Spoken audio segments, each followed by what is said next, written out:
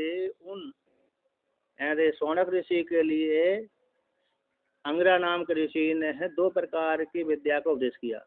तस्मै स उवाचा, उनके लिए यानी सौनक नाम के ऋषि के लिए जो उनके पास में विधिवत गए थे, श्रद्धा विश्वास पूर्वक गए थे, शरणागत हो गए थे, शिष्य बन करके गए थे, ऐसे उनके लिए उन अंगिरा ऋषि ने हा इतिहास का द्योतक है उवाचन कहा था, उपदेश किया था। तो 2 विद्या वेदी तब्य थी, 2 प्रकार से विद्या जानने योग्य है, 2 विद्या जानने योग्य है। और हाइस्मा इतिहास के द्योतक प्रसिद्धि द्योतक है। तो कौन कौन सी है कहते हैं, उसके विषय में कहते हैं, इस विद्या के विषय में ब्रह्मवेत्ता लोग कहते हैं। यदि ब्रह्म विदो वदंती, जिसके विषय में ब्रह्मवेत्ता लोग कहते हैं कि 2 प्रकार से विद्या जानने योग्य है, जानना चाहिए। वह कौन सी है 2 प्रकार की विद्या के पराचा एवं अपराचा, एक परा विद्या है, एक अपरा विद्या है। परा यानी परमात्मा को बोध कराने वाली है और अपरा यानी जगत को बोध कराने वाली है, यानी जगत को अरे जगत संबंधी है, मतलब ब्रह्मलोक पर्यंत तक फल देने वाली है। अपरा जो विद्या होती है ब्रह्मलोक पर्यंत तक फल देने वाली है, क्योंकि सारे कर्मकांड उपासना कांड इसमें ही प्रतिपादन किया गया है। और अपरा परा विद्या है आत्म स्वरूप को बोध कराने वाली है, संसार से मुक्त कराने वाली है, और उसको भगवान भाष्यकार व्याख्यान कर रहे हैं। तो यहाँ पर कहते हैं तस्मै शौनकाय अंगिरा हा किल उवाच, उन सौनक ऋषि के लिए, तस्मै का अर्थ किया उसके लिए, इसके लिए सौनक ऋषि के लिए, और सा शब्द था अंगिरा का वाचक हो गया। ऐसी अंगिरा ऋषि ने सौनक ऋषि के लिए किल हा यानी इतिहास का द्योतक हो गया, किल अर्थ में उवाचन कहा था। किमिति उच्यते, क्या उपदेश किया था उन्होंने, कहते हैं 2 विद्या वेदी तब्य थी, 2 प्रकार से विद्या जानना चाहिए। एवं हा इसमें किल यत, इतिहास के द्योतक हो गए, प्रसिद्धि के द्योतक ए जो 2 विद्या है प्रसिद्ध रूप से, निश्चित रूप से। यत ब्रह्म विदो वेदार्थ अभिज्ञा परमार्थ दर्शिनो वदंती, ब्रह्म वेदों का अर्थ कर दिया वेद के अर्थ को जानने वाले, है ना, कथन करने वाले, जानने वाले। परमार्थ दर्शी, कहते परमार्थ परम जो आत्मा है उसके दर्शन करने वाले, ऐसे लोग कहते हैं। परमार्थ को विषय करने वाले, परमार्थ को देखने वाले, यानी ब्रह्म रूप परमार्थ को जानने वाले, ऐसा लोग वो कहते हैं। 2 प्रकार से जानने योग्य है। केते इतिहा, कौन सी 2 विद्या है, पराचा अपराचा।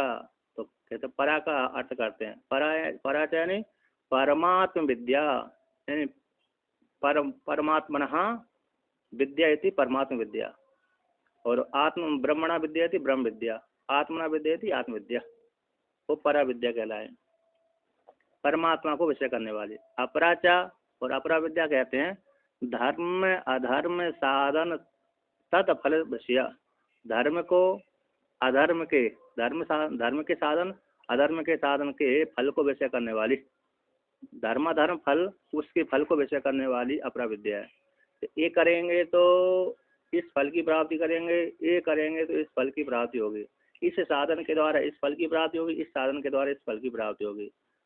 धरना यजेता, दधि के द्वारा यजन करेंगे तो स्वर्ग की प्राप्ति होगी, दधि के द्वारा यजन करेंगे तो गोधन पशुधन और हिरण और रजत आदि धन की प्राप्ति होगी, भूमि धन की प्राप्ति होगी। अमुक कर्म करने से भूमि प्राप्त होती है, अमुक कर्म करने से सोना प्राप्त होता है, अमुक कर्म करने से गाय आदि की प्राप्ति होती है, और अमुक कर्म करने से ब्रह्मलोक की प्राप्ति होती है।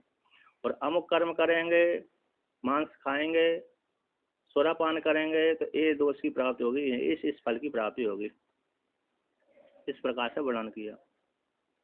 तो कहते हैं धर्म के साधन और उनके जो फल को विषय करने वाली अपरा विद्या है। तो यहाँ पर प्रश्न करते हैं ननु कस्मिन विदिते सर्विद भवती, सौनक ने पृष्ठ है। सौनक ने तो पूछा था किस एक के जान लेने पर सर्विद भवती, सर्विद हो जाता है, इस प्रकार से सौनक के द्वारा पृष्ठम पूछा गया है। तस्मिन वक्तव्य अपृष्टम अंगिरा द्विविद्य इत्यादि, तो उसके उसी को बोलना चाहिए किस एक वस्तु के आत्म तत्व के एक वस्तु के जान लेने पर सब कुछ जान लिया जाता है, सर्विद हो जाता है, ऐसा सौनक ऋषि के द्वारा पूछा गया था। उसको न बतला करके दूसरा ही बोल लिया आचार्य ने, तो 2 विद्या वेदितव्य कहते तस्मिन वक्तव्य, उसी के विषय में बोलना चाहिए। अपृष्टम अग्रा, बिना पूछे ही, जो पूछा नहीं गए उसको अंग्रा ऋषि ने बोल दिया। दो वेद्य वेदी तब्बे, दो प्रकार से विद्या जाना चाहिए। एक मनु स्मृति आती, मनु महाराज कहते हैं अपृष्टम न कश्चित बुरियात, बिना पूछे नहीं बोलना चाहिए, ये स्मृति है। कभी कभी ऐसा होता है कि जो बिना पूछे नहीं बोलना चाहिए, अधिकारी है तो नहीं पूछता है, किंतु स्वयं ही आचार्य को बोल देना चाहिए, है ना। एक न्याय तो है अपृष्टम न ब्रूयात, है ना, कश्चित अपृष्टम न कश्चित ब्रूयात, ये मनुस्मृति है, बिना पूछे नहीं बोलना चाहिए। और दूसरी है कहते अधिकारी है तो बोल देना चाहिए, यदि आज उसको समझ में नहीं आ रहा, अधिकारी है तो उसको बोल देना चाहिए, यानी स्वयं ही। हाँ हाँ हाँ, तो दोनों प्रकार से है वो, तो इस प्रकार से, तो इस प्रकार से तो यहाँ पर कहते हैं इसी प्रकार से इन्होंने वर्णन कर दिया अधिकारी जान करके। अपृष्ट को भी बोल दिया, दो पे दे वेदितव्य, तो सिद्धांत कहते हैं ना ऐसा दोष है, इसमें कोई दोष है नहीं है। तो कहते हैं क्रम की अपेक्षा को लेकर के वर्णन किया, कहते हैं जो अपरा विद्या है जगत को विषय करने वाली है, परा विद्या आत्मा को बोध कराने वाली है। क्रम अपेक्षत्वात् प्रतिवचनस्या, प्रतिवचन क्रम की अपेक्षा रखता है। किस एक वस्तु को जान लेने पर सब कुछ सर्वविद हो जाता है, सब कुछ जान लिया जाता है। यह जो प्रतिवचन है क्रम की अपेक्षा रखने वाला है। कहता अपरा ही विद्या अविद्या सा निराकर्तव्या, कि जो अपरा विद्या है ना, अपरा ही यानी क्योंकि जो अपरा विद्या है अपरा विद्या का निराकरण करना चाहिए। यदि अपरा विद्या का निराकरण नहीं करेंगे तो फिर वो पर विद्या के द्वारा जो फल प्राप्त होने वाले है वो प्राप्त नहीं होगा। इसलिए आचार्य ने, अंग्रा ऋषि रूप आचार्य ने अपने शिष्य से सोनक के लिए दो प्रकार की विद्या का वर्णन किया है। जो अपरा विद्या, एक परा विद्या एक अपरा विद्या है, अपरा विद्या को त्याग कर देना चाहिए, खंडन कर देना चाहिए, निराकर्तव्य खंडन कर देना चाहिए, त्याग कर देना चाहिए, हटा देना चाहिए। तद विषय ही विदिते न कश्चित तत्व तो विदितम स्यादिति, कहते हैं अपरा विद्या को जान लेने पर कोई तत्व विदित नहीं हो सकता, है ना। आता जगत संबंधी ज्ञान तो होगा किंतु आत्म संबंधी ज्ञान नहीं होगा। ऐसे घट को जानने पर घट ही ज्ञान होगा, पट ज्ञान नहीं हो सकता है कि नहीं। अथवा घट को जानने पर घट ही ज्ञान होगा किंतु सकोरा का ज्ञान नहीं हो पाएगा। किंतु मूल तत्व को जान लिया, किसको जान लिया, कह रहे मृतिका को जान लिया, तो फिर घट सकोरा कुल्लड़ आदि का भी ज्ञान हो जाएगा। जो पृथक पृथक एक एक वस्तु को विषय करने वाली उस विद्या को हटा करके संपूर्ण जो आत्म तत्व है उस आत्म तत्व को जानने पर सबको जान लिया जाता है। तद विषय विदिते, जो अपरा विद्या के विषय के विदित हो जाने पर न कश्चित तत्व विदितम स्यात्, कश्चित रूप से तत्व पारमार्थ रूप से तत्व विदित नहीं होता। इसी हेतु से निराकृत्य ही पूर्व पक्षम पश्चात सिद्धांत वक्तव्य भवति इति न्यायात। इसलिए क्योंकि जो अपरा पूर्व पक्ष है उस पूर्व पक्ष का जब तक त्याग नहीं करेंगे तब तक सिद्धांत की प्राप्ति नहीं होगी। इसलिए पूर्व पक्ष को हटा करके, निराकृत्य नहीं हटा करके पश्चात बाद में सिद्धांत कहना चाहिए, ये न्याय है ना। पहले सारे संशय को निवृत्ति करके फिर आत्मतत्व का उपदेश करना चाहिए। पहले वादियों को हटा करके, शत्रुओं को मार करके फिर राज्य आदि की प्राप्ति करना चाहिए, सुखीमय जीवन व्यतीत करना चाहिए। तो इस प्रकार से वर्णन किया, यानी पूर्व पक्ष को हटा करके खंडन करके बाद में क्या करना चाहिए, सिद्धांत रूप से सिद्धांत को कहना चाहिए। सिद्धांत तो वक्तव्य हो, सिद्धांत वक्तव्य करना चाहिए तो होने योग्य है। इस प्रकार से नया है। अब यहाँ पर है पहले परा विद्या का उपदेश, अपरा विद्या का उपदेश करते हैं, फिर परा विद्या का उपदेश करेंगे। तो मंत्र आता है तत्र परा ऋग्वेदो यजुर्वेदः सामवेदो अथर्ववेदः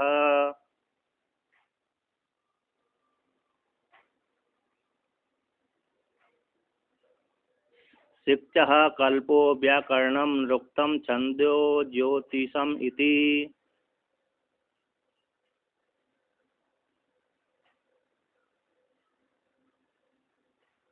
अत परा यः तद अक्षरम् अधिगम्यते।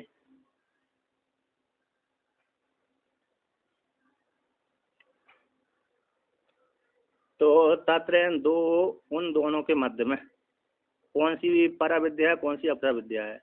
अपर विद्या का क्या विषय है, पर विद्या का क्या विषय है ना। तत्र यहाँ पर कौन, उनमें कौन कौन सी है, कौन सी पर विद्या कहते हैं, कौन सी दो विद्या वेतव्य, उन दो विद्या के मध्य में कौन सी पर है कौन सी अपरा है, इसको लेकर कहते हैं तत्र, उनके मध्य में। तो अपरा विद्या का, अपरा विद्या भैया, अपरा विद्या कौन है, तो ये है ऋग्वेद है। नियत पाद अफसाना मंत्र इति ऋग्वेद, नियत पाद अक्षर अफसाना ऋग्वेद कहते हैं। और कहते हैं अनियत पाद अक्षर अफसाना इति यजुर्वेदा, गीति प्रधान साम वेदा। अतर्वेद उसी का अंग हो जाता है। इसमें अरे सारे कर्मकांड, सारा शिल्प कला जितनी भी है, निर्माण कला, शिल्प कला, निर्माण कला, अन्य अन्य कला, राजनीति कला, अन्य अन्य और भी है, ब्रह्म विज्ञान, सारा है इसमें। यजुर्वेद में क्रिया प्रधान है, मतलब अतर्वेद, अतर्वेद कैसे ज़्यादातर क्रिया को प्रधान, प्रयोगशाला है ना, जैसे प्रयोग है ना, तो प्रयोग की विधि वर्णन की है ज़्यादातर इसमें। अन्य अन्य मंत्रों में तो सीधा उपदेश कर दिया, तो यहाँ पर सीधा प्रयोग विधि, जिसको प्रैक्टिकल बोलते हैं, ये प्रैक्टिकल का प्रयोग मतलब प्रयोग विधि वर्णन किया है अतर्वेद में। यद्यपि चारों वेद में ही ब्रह्म विद्या आती है, किंतु ये मात्र शब्द राशि है। चारों वेद जो पढ़ते हैं लोग आप, वो शब्द राशि मात्र पढ़ते हैं, उनका गूढ़ रहस्य क्या है वो कम पढ़ते हैं। तो जो गूढ़ रहस्य पढ़ते हैं वो विद्या हो जाती है, पर विद्या कहलाती है। अब कहते हैं शिक्षा, पाणिनि मुनि ने शिक्षा वल्ली लिखी है, वो शिक्षा आ जाती है। एक कार्य करना चाहिए, एक कार्य नहीं करना चाहिए, तो वहाँ पर शिक्षा वल्ली में आया है। अरे त्वष्टान है, कहते हैं मंत्रहीनो वर्णो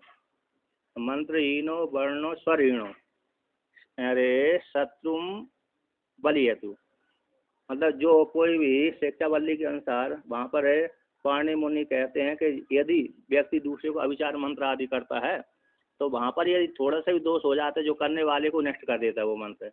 जैसे इंद्र वृत्रासुर को मारने के लिए त्वष्टा नाम के ऋषि ने, त्वष्टा ने अरे इंद्र को मारने के लिए कुछ वो किए थे, अरे क्या किया था, मंत्रों का जाप किया था, यज्ञ किया था, तो वहाँ पर थोड़ा स्वर भंग हो गया। तो स्वर भंग हो जाने से वो त्वष्टा ही मारा गया, अब मतलब अरे वृत्रासुर ही मारा गया, क्योंकि वहाँ पर अविचार मंत्र का प्रयोग कर रहे थे नाश करने के लिए। इसलिए वहाँ पर नाश करने वाला जो मंत्र होता है, उसमें यदि थोड़ी सी त्रुटि हो जाए तो करने वाले को हानि पहुँचाता है। और जो सामान्य मंत्र मतलब वही वैदिक मंत्र यदि कल्याण के लिए होते हैं, तो वहाँ पर यदि थोड़ी सी त्रुटि हो जाए तो हानिकारक नहीं होते, क्योंकि वहाँ पर अविचार वाला मंत्र वो नहीं है। किंतु जहाँ पर अविचार वाला मंत्र होते हैं, वहाँ पर यदि त्रुटि हो जाती है तो करने वाले को हानि होती है नहीं। और वही मंत्र यदि अविचार के लिए, वही मंत्र अविचार के लिए नहीं कर रहे, आत्म कल्याण के लिए कर रहे हैं, किसी दूसरे का भी कल्याण के लिए या तो अपने कल्याण के लिए, तो वही मंत्र क्या हो जाता है, पुष्टि का हेतु बनता है, अर्थात बल प्रदान करता है। इस प्रकार से एक ही मंत्र के दो फल हो जाते हैं, अविचार में अलग फल हो जाता है उसी का, और उसी का आत्म कल्याण के लिए अलग फल हो जाता है। अविचार में तो त्रुटि हो जाने पर करने वाले को हानि पहुंचाती है, और कल्याण करने के लिए यदि किया है, यदि थोड़ी सी त्रुटि हो जाए तो अभी वो कल्याण ही करता है। तो ये शिक्षा हो गई। कल्प है, कल्प का अर्थ करते हैं यज्ञ पात्र निर्माण प्रकार प्रतिपादकम शास्त्रम कल्पम, अतः मंत्र अर्थ सामर्थ्य प्रकाश का कल्प, ये दो लक्षण किए। यज्ञ पात्र के निर्माण के प्रकार का प्रतिपादन करने वाले शास्त्र को कल्प कहते हैं। तो दूसरा लक्षण है कल्प का मंत्रार्थ सामर्थ्य प्रकाश का, मंत्र के अर्थ के सामर्थ्य को प्रकाशन करने वाले को कल्प कहते हैं। और व्याकरण तो है ही, पाणिनि मुनि ने अष्टाध्यायी लिखी है, जिसके द्वारा शब्दों का चयन होता है। शिक्षा वल्ली उन्होंने लिखी है, सबकी शिक्षा वल्ली उन्होंने लिखी है, शिक्षा वल्ली उन्हीं का उदाहरण दिया है मैंने, तो उदाहरण है ना वो। तो शिक्षा आई है। व्याकरण इससे पहले भी व्याकरण, इंद्र ने व्याकरण, बृहस्पति की व्याकरण और अन्य अन्य आचार्यों की व्याकरण थी, लेकिन सारी व्याकरण वो कैसे, वैदिक व्याकरण अलग ही है थोड़ी। तो उन सारी व्याकरणों की, जितनी व्याकरण लिखी गई थी वो सारी व्याकरण इस अष्टाध्यायी पाणिनि व्याकरण के आगे थोड़ी कमजोर पड़ गई, अतः इसकी प्रसिद्धि ज़्यादा हो गई। जब तक है पाणिनि मुनि ने अष्टाध्यायी की रचना नहीं करी, व्याकरण की रचना नहीं करी, तब तक उसी व्याकरण से पाठ करते थे लोग बाग, इंद्र की, बृहस्पति की व्याकरण, अन्य अन्य की व्याकरण। जब पाणि मुनि ने रचना करी शिव जी के द्वारा प्राप्त होकर के वरदान को लेकर के, तो सारी व्याकरण उनकी कैसी हो गई, अन्य अन्य व्याकरण ठप हो गई, फीकी पड़ गई। जैसे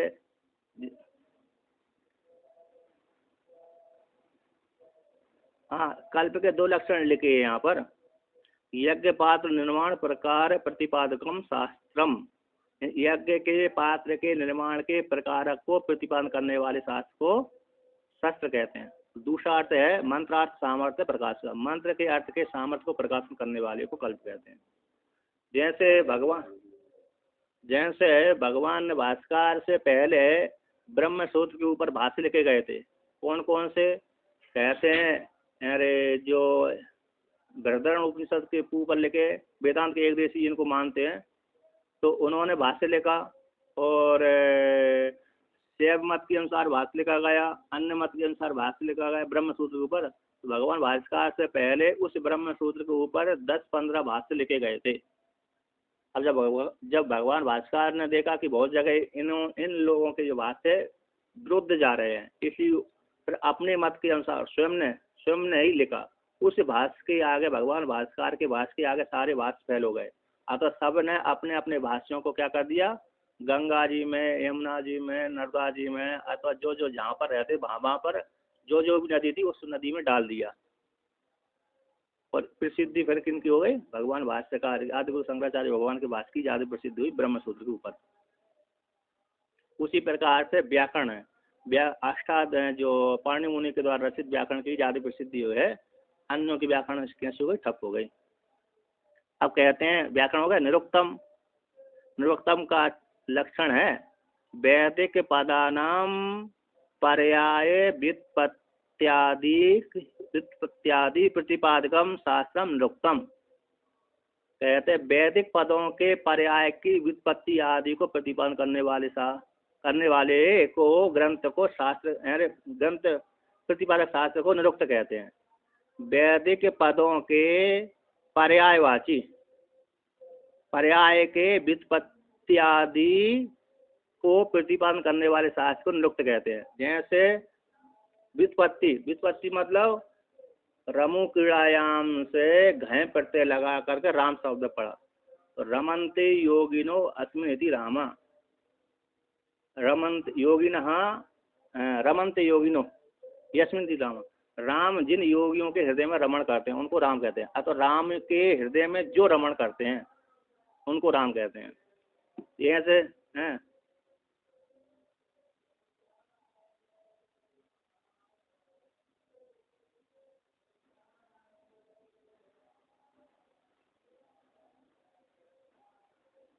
हाँ, तो अकार आदि है, मैंने अष्टाध्यायी के लक्षण मतलब उनको इनका उदाहरण दिया, उनका मतलब कौन का, पाणि मुनि का। हाँ, मतलब सारे ऋषियों की लिखी गई है, जो ऋषि होते थे ना। हाँ, याज्ञवल्क्य की प्रसिद्धि है ना। और अष्टाध्यायी के जो पाणि मुनि है ना, उनकी भी अष्टाध्यायी में लघु सिद्धांत कौमुदी में पीछे शिक्षा वाली लिख देते हैं, इसलिए मैंने उनका उदाहरण दे दिया। तो दरअसल जो आपके जो पुस्तक है ना, मतलब वो देख रहे हैं ना कैलाश आश्रम की, तो मेरे पास अभी कैलाश आश्रम की पुस्तक नहीं है। तो अभी मैं मेरे 10 उपनिषद का जो मूल गुट का है उसके द्वारा पढ़ा रहा हूँ। नहीं, मैंने तो जब वहाँ बाराबंकी गया तब कैसे होते ऐसे लेके गया था, तो जब तक पहुँच जाना चाहिए थी, इसलिए फिर लेट हो गए। तो कोई बात नहीं। तो यहाँ पर कहते हैं, देखिए ज़्यादा इसमें टीका भी नहीं है मुंडक के ऊपर। तो यहाँ पर कहते हैं, हाँ थोड़ी थोड़ी है। तो यहाँ पर वर्णन करते हैं, निरुक्त हो गया। तो निरुक्त मतलब व्युत्पत्ति आदि और पर्यायवाची है ना, पर्यायवाची वैदिक शब्दों के पर्यायवाची और व्युत्पत्ति आदि, इन धातु और प्रत्यय को जोड़कर शब्द बनाना।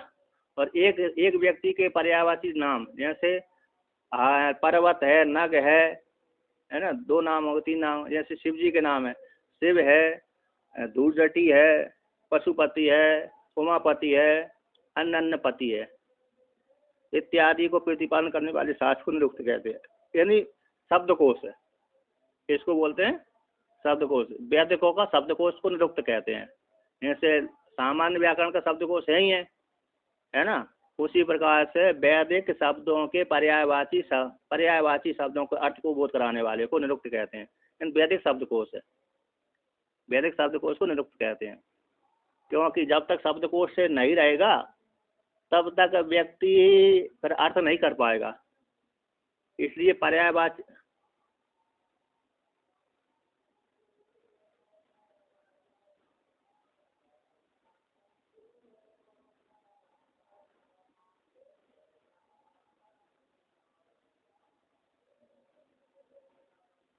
हाँ, उनमें उस प्रकार का लक्षण किया है।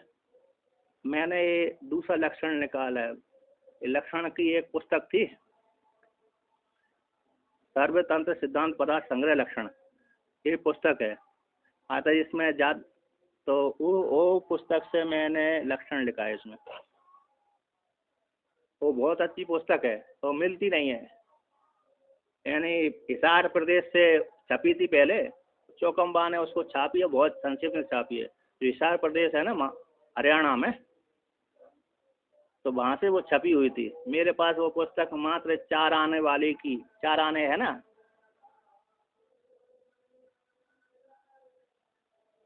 326 पृष्ठ है उस पर। फोटो कॉपी करा लेंगे, बहुत अच्छी रहेगा, बहुत अच्छी पुस्तक है वो। हाँ, PDF भेज दूंगा मैं। PDF मैंने बना ली है उसको।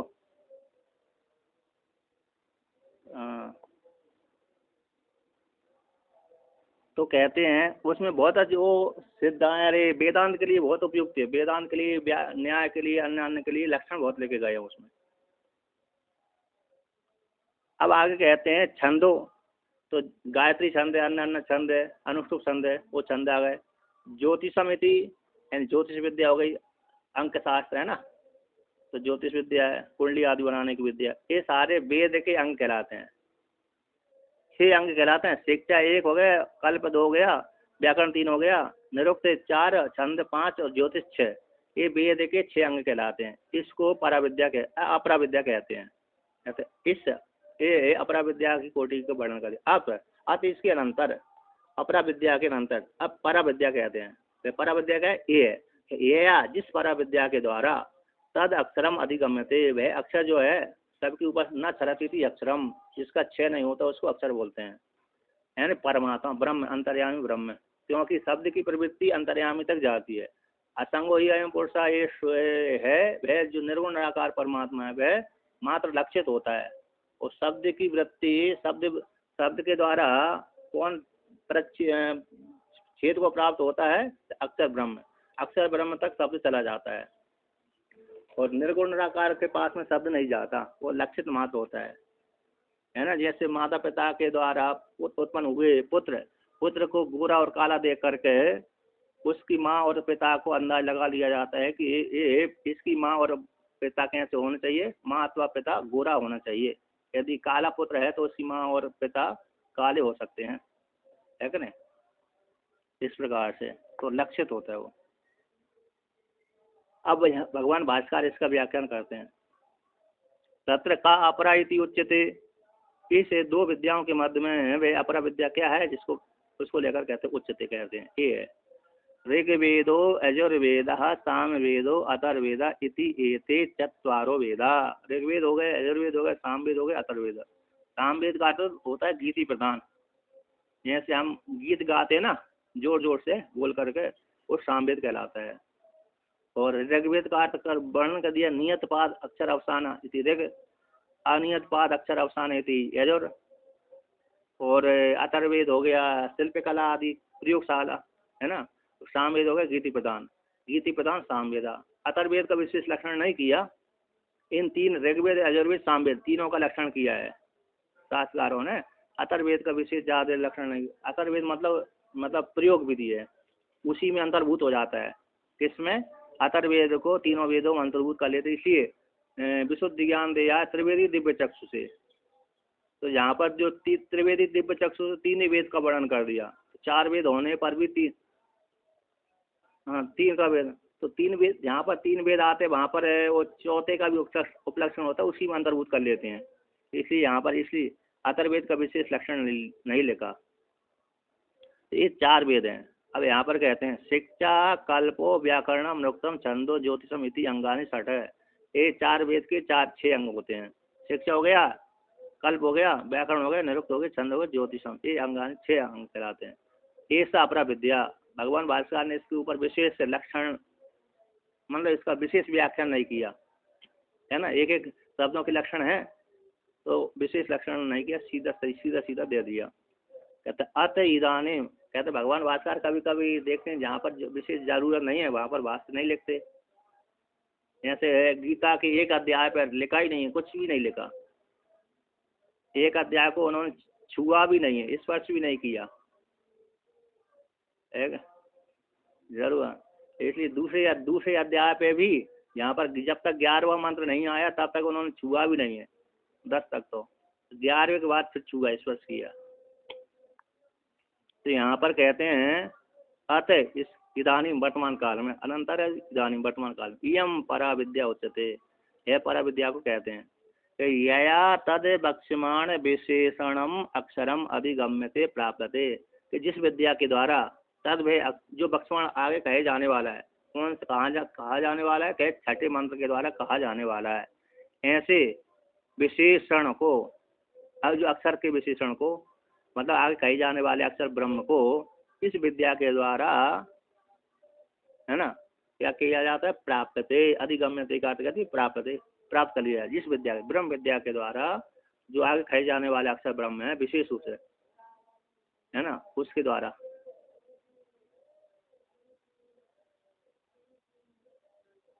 विशिष्ट के द्वारा, विशिष्ट का विशेषण होता है, तो आगे कहे जाने वाले अक्षर की प्राप्ति का ये साधन है, जिस विद्या के द्वारा प्राप्ति होती है, इस ब्रह्म विद्या के द्वारा, वे उसका विशेषण है।